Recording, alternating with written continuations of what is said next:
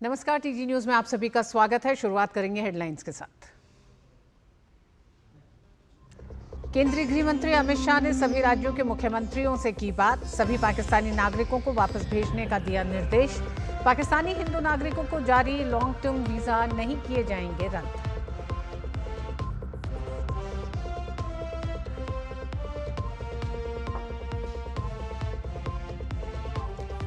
पहलगाम हमले के जिम्मेदार पाकिस्तानी और लश्कर आतंकियों की पहचान करने के साथ तेज हुई कार्रवाई। सुरक्षा बलों ने आतंकी आसिफ शेख और आदिल ठोकर के मकान को उड़ाया।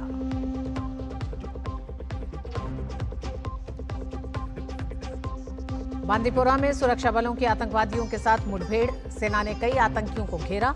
एलओसी पर पाकिस्तानी फायरिंग का भारतीय सेना दे रही मुंहतोड़ जवाब।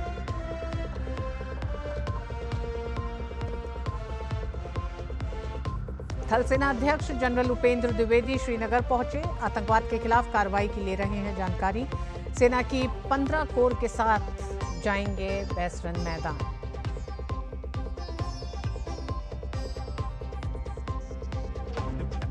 और पहलगाम हमले के विरोध में पूरा देश आक्रोशित। हमले पर विवादित टिप्पणी करने वाले असम के एआईयूडीएफ विधायक अमीनुल इस्लाम गिरफ्तार।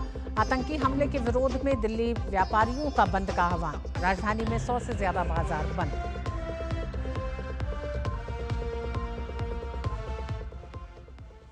पहलगाम हमले के बाद गृह मंत्रालय ने बड़ा फैसला लिया है। केंद्रीय गृह मंत्री अमित शाह ने सभी राज्यों के मुख्यमंत्रियों से बात की। एमएचए ने पाकिस्तानी नागरिकों के वीजा रद्द होने की जानकारी दी।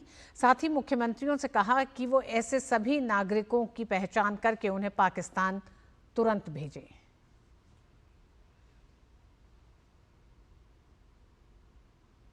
तो वहीं पाकिस्तानी हिंदू नागरिकों को जारी लॉन्ग टर्म वीजा रद्द नहीं किए जाएंगे। विदेश मंत्रालय ने स्पष्ट किया है कि भारत सरकार के वीजा निलंबन के हालिया निर्णय का इन वीजाओं पर कोई प्रभाव नहीं पड़ेगा और ये पहले की तरह वैध बने रहेंगे। गौरतलब है कि भारत सरकार ने 24 अप्रैल 2025 को पाकिस्तानी नागरिकों को वीजा जारी करने की सेवाएं तत्काल प्रभाव से निलंबित करने का निर्णय लिया था। पहलगाम में हुए आतंकवादी हमले के बाद ये निर्णय लिया गया था। विदेश मंत्रालय के प्रवक्ता रणधीर जायसवाल ने प्रेस विज्ञप्ति के जरिए यह भी साफ किया कि मानवीय आधार पर जारी किए गए एलटीवी वीजा रद्द नहीं किए गए हैं।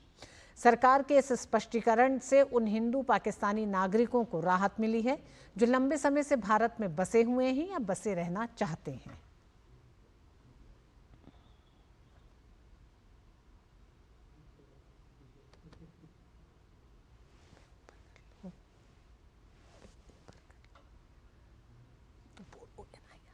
इस खबर पर सुधाकर हमारे साथ जुड़े हुए हैं।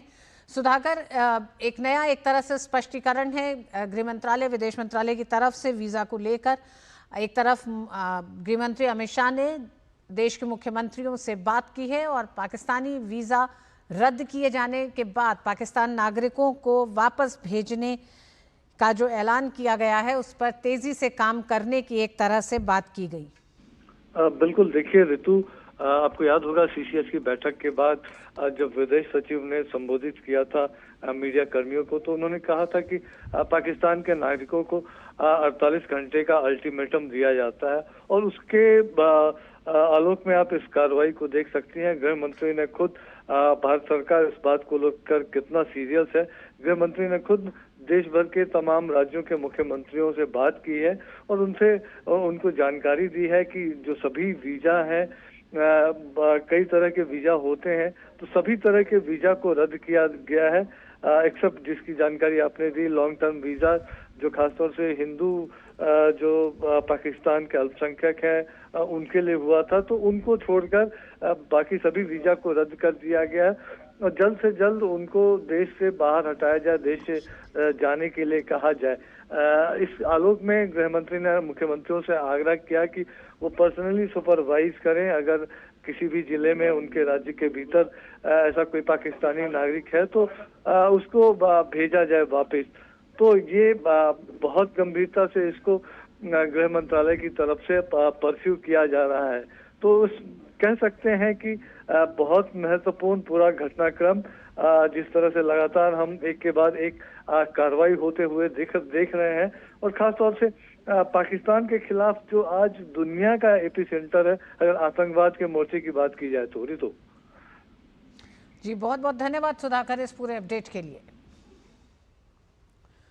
उधर पहलगाम हमले में शामिल 2 आतंकवादियों के दक्षिण कश्मीर में स्थित मकान को उड़ा दिया गया है। आधिकारिक सूत्रों के अनुसार पुलवामा के त्राल इलाके में आसिफ शेख और अनंतनाग के ब्रिजबिहारा इलाके में आदिल ठोकर के मकान को नियंत्रित विस्फोटकों के जरिए गिराया गया। दोनों व्यक्तियों पर बहसरन पहलगाम आतंकी हमले में भूमिका निभाने का आरोप है। आतंकवाद को बढ़ावा देने और सहायता करने वालों पर नकेल कसने के लिए सुरक्षा एजेंसियों द्वारा किए जा रहे तीव्र प्रयासों के तहत मकान ध्वस्त करने की यह कार्रवाई की गई है।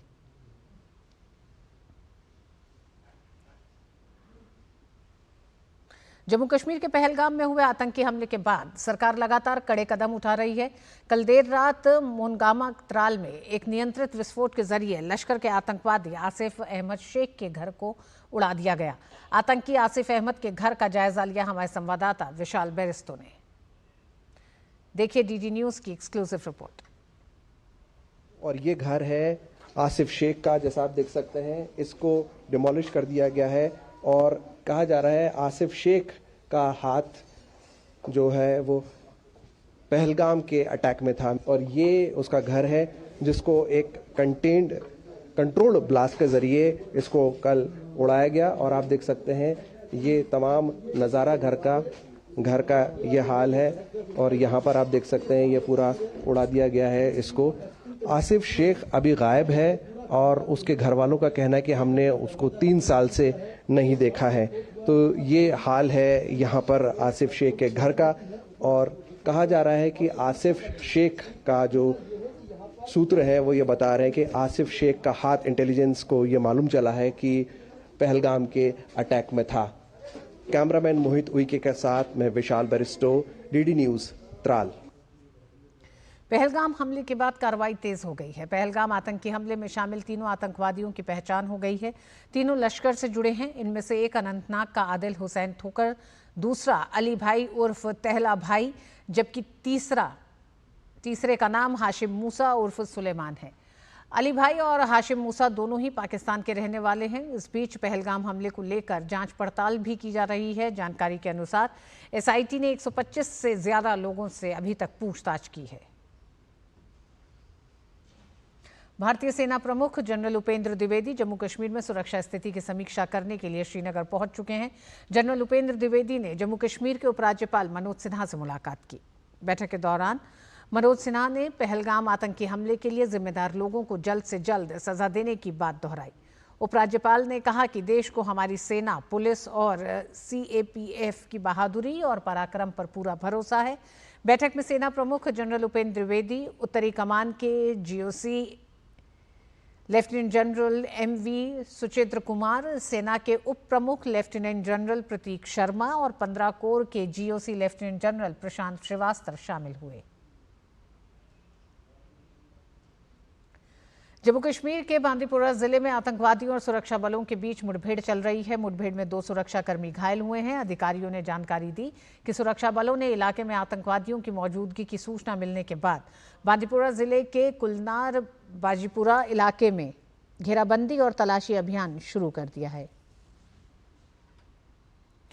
पहलगाम में हुए आतंकी हमले के बाद केंद्र सरकार ने भारत पाकिस्तान के बीच हुए सिंधु जल समझौते को स्थगित कर दिया है। इसे लेकर आज गृह मंत्री अमित शाह के आवास पर एक अहम बैठक होगी। बैठक में जल शक्ति मंत्री सीआर पाटिल समेत कई वरिष्ठ केंद्रीय मंत्रियों के शामिल होने की संभावना है। भारत ने पाकिस्तान को एक औपचारिक पत्र लिखकर सिंधु जल संधि को निलंबित करने की सूचना दे दी है। और पहलगाम आतंकी हमले के बाद भारत द्वारा उठाए गए कड़े कदम के बाद पाकिस्तान बौखला गया है। पाकिस्तानी सेना ने एलओसी के कुछ हिस्सों में गोलीबारी की है। भारत ने भी इस गोलीबारी का मुंहतोड़ जवाब दिया है।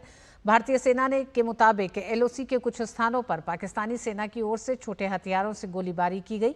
गोलीबारी में कोई हताहत नहीं हुआ है। वहीं पहलगाम आतंकी हमले के बाद राजस्थान पुलिस और सशस्त्र बल अलर्ट पर है। जैसलमेर समेत राज्य के सीमावर्ती इलाकों में सुरक्षा बल मार्च कर रहे हैं और होटलों और धर्मशालाओं का निरीक्षण कर रहे हैं। जम्मू कश्मीर के पहलगाम में हुए आतंकी हमले के बाद भारत सरकार लगातार कड़े कदम उठा रही है। इसी बीच भारतीय सेना प्रमुख जनरल उपेंद्र द्विवेदी सुरक्षा स्थिति की समीक्षा करने के लिए श्रीनगर पहुंचे हैं सेना प्रमुख ने COAS ने विक्टर फोर्स मुख्यालय का दौरा किया। सेना प्रमुख ने इस दौरे को आतंक के खिलाफ निर्णायक कार्रवाई की दिशा में एक महत्वपूर्ण कदम माना है। जनरल द्विवेदी श्रीनगर और अन्य संवेदनशील इलाकों का दौरा करेंगे, जहां उन्हें आतंकी घटनाओं के बाद की स्थिति और आतंकियों के खिलाफ की जा रही सैन्य कार्रवाई की जानकारी दी जाएगी। सेना प्रमुख सेना के श्रीनगर स्थित 15 कोर के कमांडर के साथ सुरक्षा समीक्षा बैठक करेंगे और बैसरन मैदानों का भी दौरा करेंगे। साथ ही सेना प्रमुख श्रीनगर में उत्तरी कमान के प्रमुख lieutenant general MV Suchendra Kumar सहित शीर्ष सैन्य अधिकारियों के साथ बैठक कर रहे हैं। बता दें कि केंद्र सरकार और सेना की ओर से स्पष्ट संकेत दिए गए हैं, आतंकवाद के खिलाफ कोई नरमी नहीं बरती जाएगी। पहलगाम में हुए दिल दहला देने वाले आतंकी हमले के बाद देश भर में आक्रोश है। आतंकी हमले के बाद एक बार फिर आमजन में पाकिस्तान को लेकर रोष है और जगह जगह पाकिस्तान के विरोध में प्रदर्शन किए जा रहे हैं। दिल्ली में व्यापारियों ने बंद का आह्वान किया। गांधीनगर मार्केट में भी बंद का असर दिखा। दिल्ली के चांदनी चौक में दिल्ली ट्रेडर्स एसोसिएशन के सदस्यों ने पाकिस्तान विरोधी नारे लगाए। चांदनी चौक में बड़ी संख्या में व्यापारी नेता और चांदनी चौक से लोकसभा सांसद प्रवीण खंडेलवाल के नेतृत्व में पाकिस्तान के खिलाफ विरोध प्रदर्शन किए गए और मार्च निकाला गया। व्यापारियों द्वारा 100 से अधिक बाजारों को बंद करने का आह्वान आज किया गया। जम्मू कश्मीर के पहलगाम में हुए आतंकी हमले के विरोध में आज राजधानी दिल्ली के कारोबारियों ने अपना विरोध दर्ज कराया।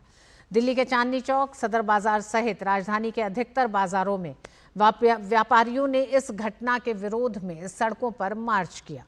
चांदनी चौक में बड़ी संख्या में व्यापारी नेता और चांदनी चौक से लोकसभा सांसद प्रवीण खंडेलवाल के नेतृत्व में पाकिस्तान के खिलाफ विरोध प्रदर्शन किए और मार्च निकाला। इस दौरान पहलगाम में पर्यटकों पर हुए आतंकी हमले के विरोध में लोगों में भारी आक्रोश देखा गया।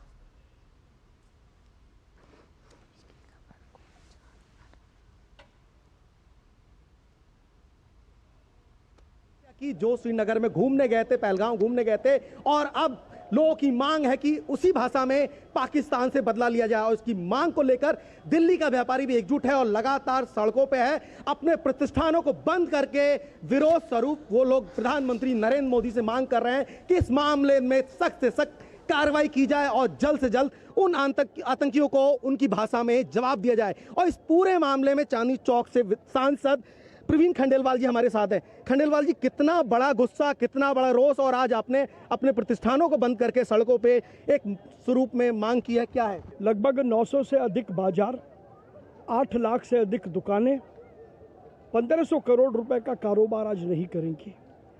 और अभी हमने इतना बड़ा मार्च निकाला है चांदनी चौक से लेकर के ऐतिहासिक लाल किले तक, जो इस बात का संदेश देता है कि जो परिवार इस निर्मम हत्याकांड में शहीद हुए, हम उनके प्रति अपनी सहानुभूति प्रकट करते हैं। और प्रधानमंत्री नरेंद्र मोदी ने जिस दृढ़ता के साथ जो निर्णय लिए हैं, पूरा देश और देश के सभी व्यापारी प्रधानमंत्री नरेंद्र मोदी के साथ खड़े हैं। व्यापारियों ने भी ये निर्णय लिया है कि हम पाकिस्तान से सभी प्रकार के व्यापारिक संबंध तोड़ेंगे, ना पाकिस्तान से कुछ आयात करेंगे, ना पाकिस्तान को कुछ निर्यात करेंगे। व्यापारी जब एक साथ हो जाता है तो प्रधानमंत्री जी की ताकत भी बढ़ जाती है। पूरा व्यापार आपने बंद किया और संदेश है कि आप प्रधानमंत्री के साथ। ये तो केवल अभी एक झांकी है। अगर एक बार प्रधानमंत्री नरेंद्र मोदी आदेश दे दें तो देश का व्यापारी पाकिस्तान की ओर भी कूच कर देगा। तो इसलिए व्यापारियों ने कभी पीठ नहीं दिखाई है। हम भामाशाह के वंशज हैं, जिन्होंने महाराणा प्रताप की मदद करके और उनकी सेना बनवाई थी। एक बार प्रधानमंत्री, लेकिन हमें मालूम है हमारे प्रधानमंत्री सक्षम हैं, निर्णय लेने की क्षमता है और उस निर्णय को एग्जीक्यूट कराने की भी क्षमता नरेंद्र मोदी में है। बहुत बहुत धन्यवाद। तो ये चांदनी चौक से सांसद प्रवीण खंडेलवाल थे, जिनका साफ तौर पर मानना है कि जिस तरह से पाकिस्तान के आतंकियों ने इस दुर्दांत हत्याकांड को अंजाम दिया है, आज देश पूरी तरह से प्रधानमंत्री नरेंद्र मोदी की ओर देख रहा है और उनको उम्मीद है कि जल्द से जल्द भारत सरकार इस मामले में ठोस कदम उठाएगी। कैमरामैन आनंद कश्यप के साथ अमरेंद्र गुप्ता, DD न्यूज, दिल्ली। अप्रैल को हुए आतंकी हमले पर अमेरिकी अखबार न्यूयॉर्क टाइम्स की रिपोर्ट विवादों में आ गई है। अखबार ने अपनी रिपोर्ट में इस हमले के लिए जिम्मेदार आतंकियों को मिलिटेंट्स और गनमैन लिखा था, जिस पर अमेरिकी सरकार ने इसकी कड़ी आलोचना की है। अमेरिकी संसद की विदेश मामलों की समिति ने न्यूयॉर्क टाइम्स पर आतंकी शब्द के बजाय मिलिटेंट्स और गनमैन जैसे शब्दों का इस्तेमाल कर पहलगाम हमले की गंभीरता को कम करने का आरोप लगाया। समिति ने सोशल मीडिया पोस्ट कर पहलगाम घटना के लिए अखबार की ओर से चुने गए शब्दों की आलोचना की। समिति ने इस रिपोर्ट को शेयर किया, जिसका शीर्षक था कश्मीर में मिलिटेंट्स ने 24 पर्यटकों को मार गिराया। इस पर समिति ने रिपोर्ट में लिखे गए मिलिटेंट्स शब्द को काटकर उसकी जगह टेररिस्ट लिखा। समिति ने कहा कि न्यूयॉर्क टाइम्स, हमने आपकी इस हेडिंग को ठीक कर दिया है। ये साफ तौर पर आतंकी हमला था, फिर चाहे ये भारत में हो या फिर इजराइल में। जब भी आतंकवाद की बात आती है तो न्यूयॉर्क टाइम्स वास्तविकता से कोसों दूर रहता है। जम्मू कश्मीर के पहलगाम में हुए आतंकी हमले के बाद भारत को अंतर्राष्ट्रीय स्तर पर व्यापक समर्थन मिल रहा है। अमेरिका के राष्ट्रपति डोनाल्ड ट्रंप ने प्रधानमंत्री नरेंद्र मोदी से फोन पर बात करके पहलगाम हादसे पर दुख जताया। डोनाल्ड ट्रंप ने पीड़ितों के प्रति अपनी संवेदना जाहिर की। साथ ही आतंकी हमले की निंदा करते हुए ट्रंप ने कहा कि आतंकवाद के खिलाफ लड़ाई में अमेरिका भारत के साथ खड़ा है और हर संभव सहायता के लिए तैयार है। अमेरिका के उपराष्ट्रपति जेडी वेंस ने प्रधानमंत्री मोदी के साथ फोन पर बातचीत के दौरान जम्मू कश्मीर में हुए आतंकवादी हमले की कड़ी निंदा की है। जेडी वेंस ने कहा कि अमेरिका इस कठिन समय में भारत के लोगों के साथ खड़ा है। उन्होंने कहा कि अमेरिका आतंकवाद के खिलाफ संयुक्त लड़ाई में सभी प्रकार की सहायता प्रदान करने के लिए तैयार है। प्रधानमंत्री ने समर्थन और एकजुटता के लिए उपराष्ट्रपति और राष्ट्रपति ट्रंप का आभार जताया। तो विश्व के कई और राष्ट्रों की तरफ से जो समर्थन मिला है, उसमें इजराइल के प्रधानमंत्री बेंजामिन नेतन्याहू ने प्रधानमंत्री नरेंद्र मोदी से फोन पर बात की। उन्होंने आतंकी हमले की कड़ी निंदा की। उन्होंने भारत के लोगों और पीड़ितों के परिवारों के साथ एकजुटता व्यक्त की। प्रधानमंत्री मोदी ने पीएम नेतन्याहू के साथ सीमा पार से हुए आतंकी हमले की जानकारी साझा की।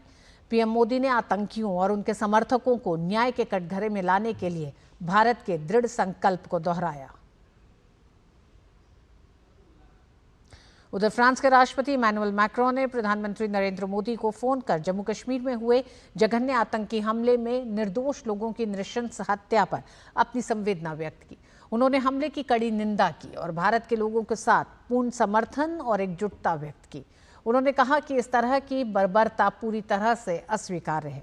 प्रधानमंत्री मोदी ने राष्ट्रपति मैक्रों के संदेश के लिए उन्हें धन्यवाद दिया और आतंकियों को न्याय के कटघरे में लाने के लिए भारत के दृढ़ संकल्प से अवगत कराया। खबरों में आगे, वीर सावरकर पर टिप्पणी के मामले में सुप्रीम कोर्ट ने राहुल गांधी को फटकार लगाई है। इलाहाबाद हाई कोर्ट के आदेश के खिलाफ राहुल गांधी की याचिका पर सुनवाई करते हुए जस्टिस सचिन दत्ता ने राहुल के बयान पर कड़ी आपत्ति जताई। जस्टिस दत्ता ने कहा कि महात्मा गांधी भी वाइसरॉय को पत्र लिखते समय योर फेथफुल सर्वेंट लिखते थे। क्या इस तरह आप कहेंगे कि महात्मा गांधी भी अंग्रेजों के सेवक थे? अदालत राहुल गांधी को चेतावनी देते हुए कहा कि भविष्य में इस तरह के बयान पर अदालत स्वतः संज्ञान ले सकती है। कोर्ट ने कहा कि हमारे स्वतंत्रता सेनानियों के बारे में ऐसा एक शब्द भी नहीं कहा जा सकता। उन्होंने हमें स्वतंत्रता दिलाई और हम उनके साथ ऐसा व्यवहार करते हैं। जस्टिस दत्ता ने पूछा कि क्या राहुल गांधी जानते हैं कि उनकी दादी पूर्व प्रधानमंत्री इंदिरा गांधी ने भी एक पत्र में वीर सावरकर की प्रशंसा की थी। वह इतिहास भूगोल जाने बिना हमारे स्वतंत्रता सेनानियों पर गैर जिम्मेदाराना बयान कैसे दे सकते हैं? हालांकि सुप्रीम कोर्ट ने हाईकोर्ट के आदेश पर रोक लगाते हुए शिकायतकर्ता को नोटिस जारी किया। पिछली सुनवाई में इलाहाबाद हाईकोर्ट की लखनऊ बेंच ने राहुल गांधी के खिलाफ समन आदेश रद्द करने से इनकार कर दिया था।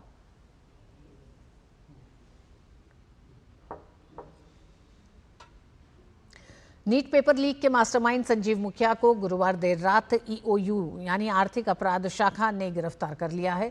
गिरफ्तारी की सूचना सुबह सामने आई है। गिरफ्तारी की पुष्टि ईओयू के एडीजी ने की है। संजीव मुखिया 5 मई 2024 से नीट पेपर लीक के बाद से फरार था। सरकार ने संजीव मुखिया पर 3 लाख का इनाम भी रखा था। संजीव मुखिया नीट के साथ साथ कई प्रतियोगिता परीक्षाओं के पेपर लीक में आरोपी रह चुका है। जांच एजेंसी को शक है कि नीट पेपर लीक में संजीव मुखिया का अहम रोल है। 11 मई को 2024 को झारखंड के देवघर से 6 लोगों की गिरफ्तारी हुई थी। संजीव मुखिया बिहार नालंदा जिले के नगरनौसा गांव का रहने वाला है। मुखिया का नाम साल 2016 में बिहार सिपाही भर्ती परीक्षा लीक मामले में भी आया था। इसके बाद कई पेपर लीक में उसका नाम जुड़ चुका है। संजीव मुखिया नालंदा के नूरसराय उद्यान महाविद्यालय में तकनीकी सहायक के पद पर था। उसने नीट पेपर लीक की पूरी प्लानिंग की थी।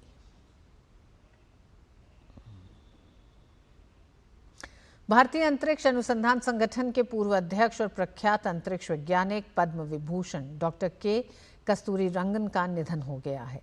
उन्होंने बेंगलुरु में अंतिम सांस ली है। वे 83 वर्ष के थे। आधिकारिक सूत्रों के मुताबिक डॉक्टर कस्तूरीरंगन पिछले कुछ समय से अस्वस्थ चल रहे थे। डॉक्टर कस्तूरीरंगन का योगदान भारत की अंतरिक्ष वैज्ञानिक उपलब्धियों में बेहद अहम रहा है। वो 1994 से 2003 तक इसरो के अध्यक्ष रहे और इस दौरान उन्होंने कई महत्वपूर्ण उपग्रह प्रक्षेपणों का नेतृत्व किया। डॉक्टर कस्तूरीरंगन ने न सिर्फ अंतरिक्ष विज्ञान को दिशा दी, बल्कि शिक्षा और नीति निर्माण में भी उल्लेखनीय भूमिका निभाई। आप राष्ट्रीय शिक्षा नीति NEP 2020 के मुख्य वास्तुकारों में शामिल रहे। आप भारतीय अंतरिक्ष कार्यक्रम को जनहित से जोड़ने का कार्य भी बखूबी किया। इसरो के पूर्व प्रमुख के कस्तूरीरंगन के निधन पर प्रधानमंत्री नरेंद्र मोदी ने दुख जताया है। पीएम ने सोशल मीडिया पर के कस्तूरीरंगन के साथ अपनी फोटो शेयर करते हुए अपने शोक संदेश में लिखा, भारत की वैज्ञानिक और शैक्षणिक यात्रा के एक महान व्यक्तित्व डॉक्टर के कस्तूरीरंगन के निधन से मैं बहुत दुखी हूँ। राष्ट्र के प्रति उनके दूरदर्शी नेतृत्व और निस्वार्थ योगदान को हमेशा याद रखा जाएगा। उन्होंने इसरो में बहुत लगन से काम किया और भारत के अंतरिक्ष कार्यक्रम को नई ऊंचाइयों पर पहुंचाया, जिसके लिए हमें वैश्विक मान्यता भी मिली। उनके नेतृत्व में महत्वाकांक्षी उपग्रह प्रक्षेपण भी हुए और नवाचार पर ध्यान केंद्रित किया गया। राष्ट्रीय शिक्षा नीति के प्रारूपण के दौरान और भारत में शिक्षा को अधिक समग्र और दूरदर्शी बनाने के लिए डॉक्टर कस्तूरीरंगन के प्रयासों के लिए देश हमेशा उनका आभारी रहेगा। वे कई युवा वैज्ञानिकों और शोधकर्ताओं के लिए एक उत्कृष्ट मार्गदर्शक भी थे।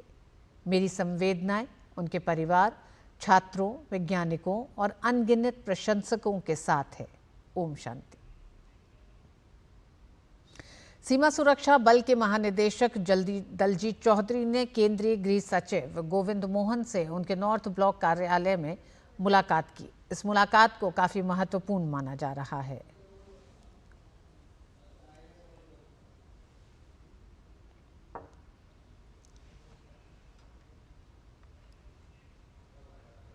और यूपी बोर्ड के 10वीं और 12वीं बोर्ड की परीक्षा का परिणाम जारी हो गया है। हाई स्कूल में 90.11% छात्र उत्तीर्ण हुए और वहीं 12वीं में 81.15% छात्र पास हुए हैं।